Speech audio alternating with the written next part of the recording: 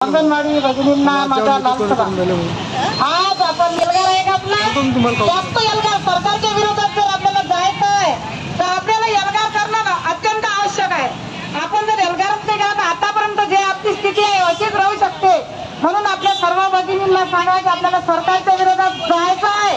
सरकार आपली अजिबात गोष्ट घेत नाही आहे, येत आहे की आपली म्हणून आपल्याला जास्त काम सांगत आहे। लाडक्या बहिणीसाठी आपण त्यांची लाडकी बहीण काढली होता ना, आपणच त्याच्यामध्ये मरत आहोत। रोज आपल्याला खाणं पिणं जमून नाही राहिलं, शाळेत गर्दी घरी गर्दी, काय करायचं आपण?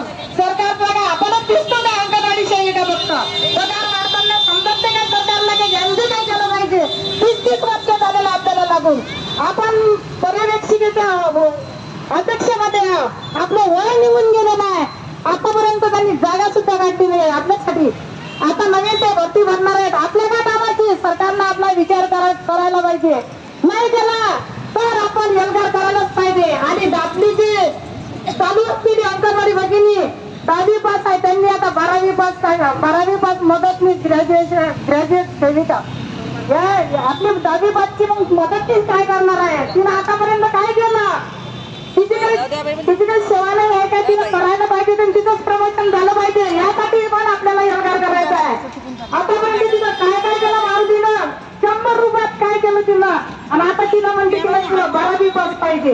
हे काय योग्य आहे का आपल्यासाठी? आहे का योग्य?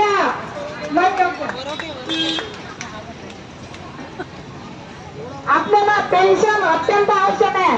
आपल्या भगिनी रिटायर झाल्यानंतर काय घरात आमच्या डोळ्यांनी पाहिलं आणि आमच्या डोळ्यातून अश्रू येतात की बाई काय करते, दवाखान्यात जाते बिचारी, रात्रीची ड्युटी करते।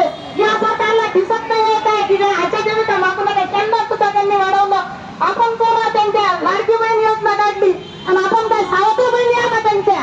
लाडकी बहीण आपण नाही का? आपण एवढे काम करतो, आपण लाडकी नाही काय? आपल्याला मानधन देते म्हणून आपण लाडकी नाही? आपल्याला वेतन पाहिजे, आपल्याला पेन्शन पाहिजे। पेन्शन जर नसलं तर आपलं काहीच करणे कुठे जर छान होतील सगळ्या भगिनींना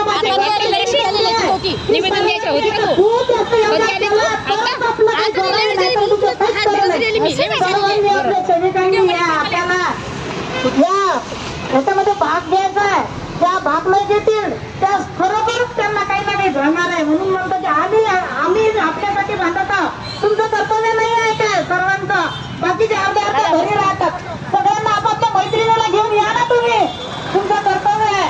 नाहीतर तुम्ही फक्त इथे ऐकता आणि घरी गेला जे आहे तेच सवय असं नका करू। अंगणवाडी भगिनींनो एल्गार जर करायची खरोखरच करा, नाहीतर आजी करून काही फायदा नाही। सरकारच्या विरोधात जायचं आहे आपल्याला तर जायचंच आहे। नाही जास्त तुम्ही तर तुमचं काहीच करू शकत नाही। तुम्ही म्हणून म्हणतो की मी की काही ना काही करता तुम्ही एल्गार करता, काही ना काही करता तर आपलं चांगलं होणार आहे।